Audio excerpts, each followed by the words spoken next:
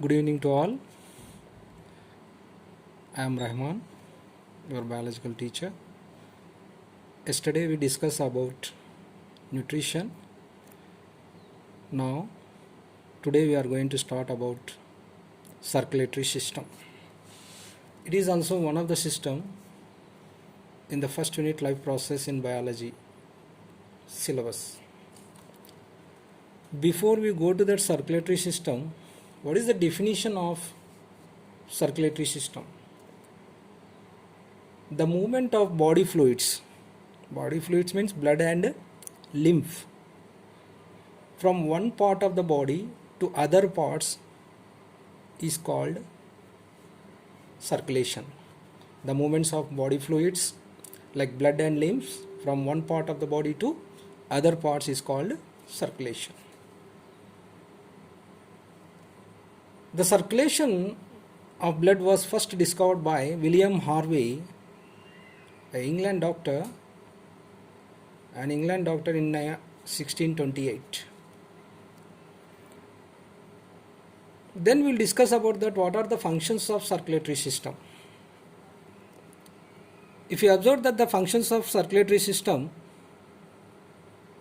first it transports the nutrients, the digested food from small intestines to cells, from cells to oxygen and nutrients to the cells, and of course vice versa, it transports the CO2 and excretive products from the cells,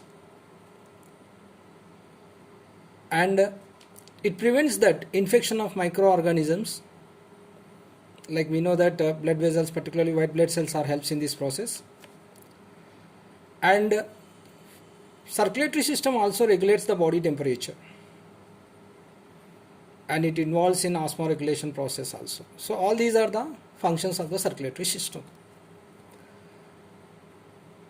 If you observe that circulation in unicellular organism, circulation is done in unicellular organism like amoeba or paramecium. If you take the movements of cytoplasm helps in that transport of materials from one place to another place or by simply diffusion process. Then we go for the types of circulations. Particularly in animal kingdom, if you observe that there are two types of circulation, we observe there. One is that open type of circulation, second one closed type of circulation. What is meant by open type of circulation? Particularly blood capillaries are absent in open type of circulatory system. It's one type of blood vessels like arteries and veins, blood capillaries. See, if we observe that open type of circulation, this type of circulation, particularly the blood comes out of the blood vessels, the internal organs directly bath into the blood. In this type of blood flows from the heart into arteries. The arteries opens into large spaces called sinuses.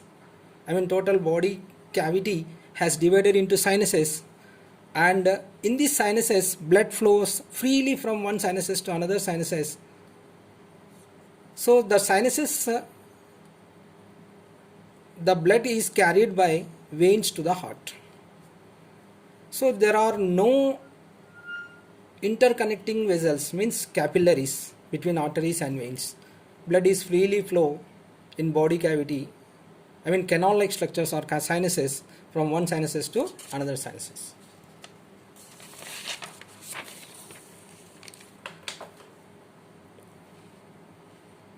Here you observe the diagram here, which indicates that open type of circulatory system. Here that arteries, further it will be divided into arterioles, and arterioles are send that blood into blood cavity, which is called sinuses.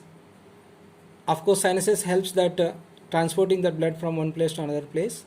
There is no involving of capillaries here, and at the same time venules are also collecting that blood from sinuses and together to form the veins. This is open type of circulatory system.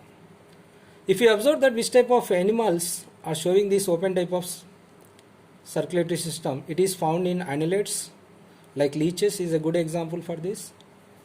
and arthropods like insects, molluscans and ascidians. Then closed type of circulation. In the closed type of circulatory system, the blood remains inside the blood vessels, means blood flow only in the blood vessels like arteries, veins and blood capillaries. It does not comes out of the blood vessels. So here the blood flow from arteries to veins through the small blood vessels are called capillaries. This is closed type of circulatory system. Most of the animals in animal kingdom showing this closed type of circulatory system. Examples, annelids like earthworm, but leeches are showing that open type, but closed type here we observe that in earthworm. Molluscans and all vertebrates are showing this closed type of circulation. Then circulatory organs. In circulatory system, the organs play a very important role here, that heart and blood vessels. These two are the main organs in circulatory system, heart and blood vessel. Heart is the central muscular pumping organ of the circulatory system.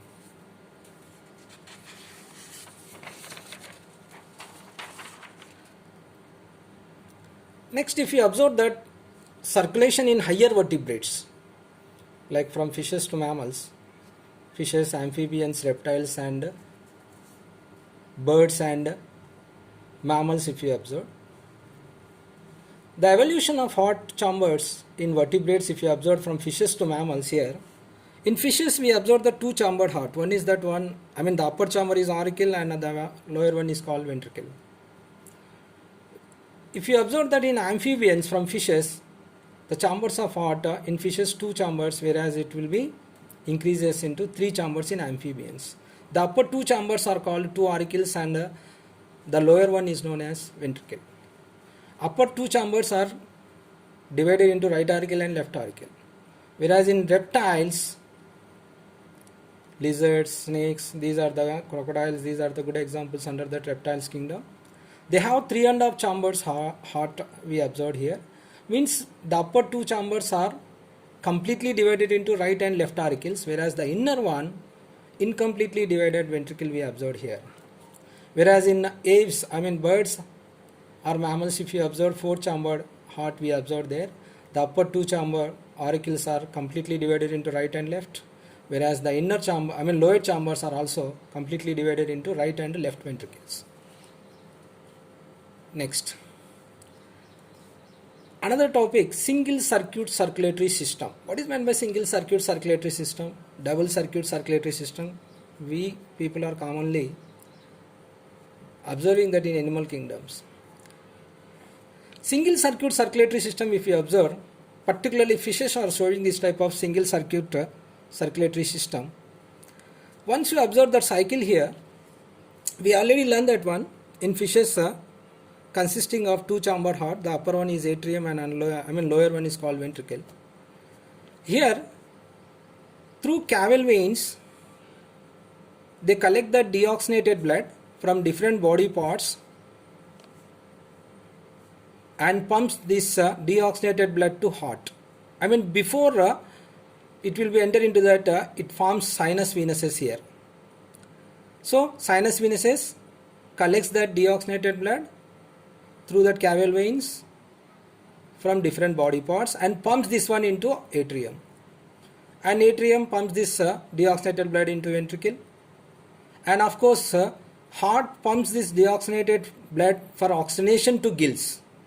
So gills purify this deoxygenated blood into oxygenated blood. Oxygenation has done here. And gills itself only pumping this oxygenated blood to different body parts. So blood flows through the heart only once for completing one circulation. It is called single circuit circulatory system. Example, fishes. And here particularly the heart, for oxygenation it pumps this deoxygenated blood to gills. Such type of heart which pumps this deoxygenated blood to gills for oxygenation is called bronchial heart. In fishes, heart pumps the deoxygenated blood to gills for oxygenation. This type of heart is known as bronchial respiration.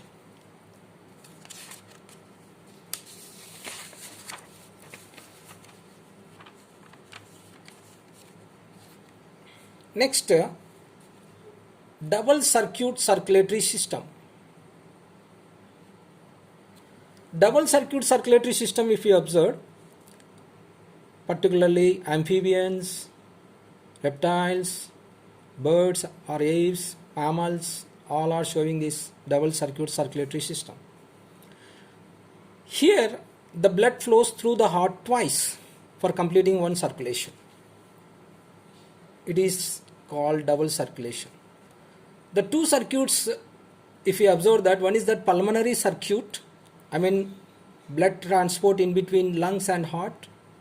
That another circuit which is called systemic circuit, in which blood transport in between heart and body parts. Here you observe that the flow chart, how the double circulation has takes place in amphibians, reptiles, birds and mammals.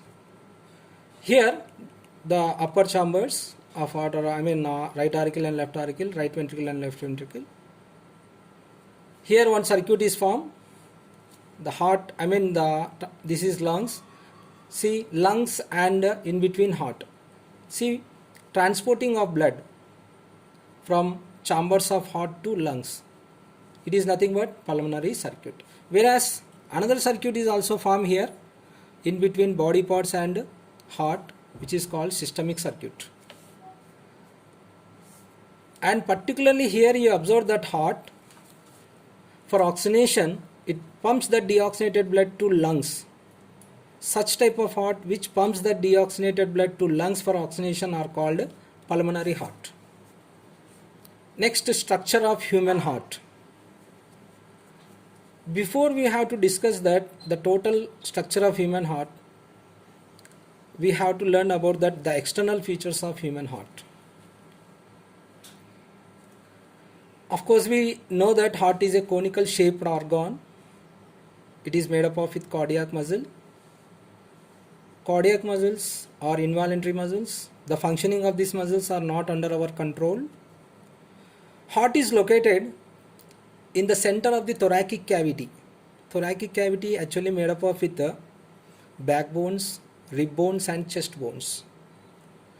So heart is located in the center of the thoracic cavity. Heart just lies on the left side.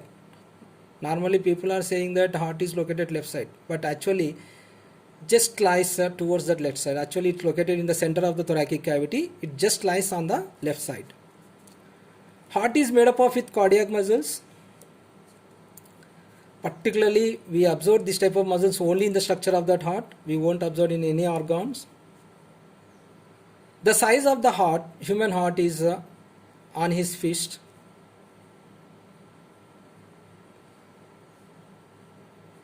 From all sides, human heart is protected from rib bones, whereas from back side it will be protected from backbones.